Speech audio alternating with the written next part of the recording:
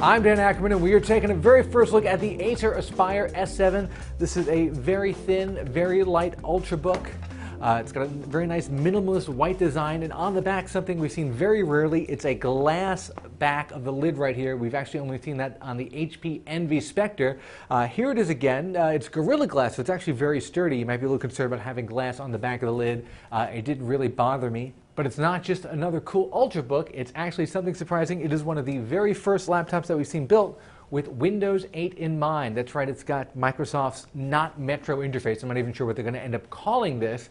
And it's not just a laptop they slap Windows 8 on. It's designed with Windows 8 in mind, which means that it has a touchscreen, and you can use that to scroll through the Windows 8 interface, and of course you can use it to scroll up and down web pages and do a lot of things that you do with a normal touchpad. It of course also has a touchpad.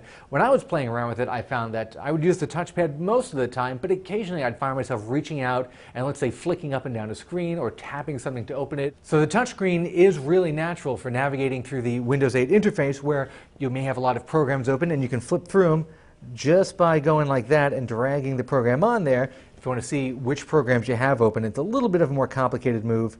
It's kind of a little bit out and in like that, and then you'll see that. And that's actually a lot easier on the screen than it even is with the touchpad.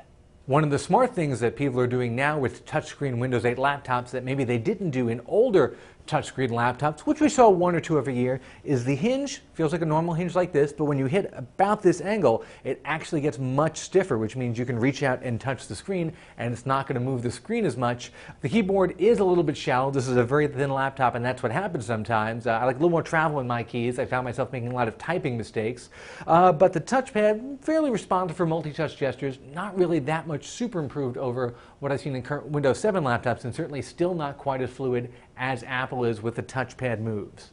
As an ambassador for new built from the ground up Windows 8 laptops, the Acer Aspire 7 does a really good job of sort of selling the concept of Windows 8, especially when you use the touchscreen together with the touchpad.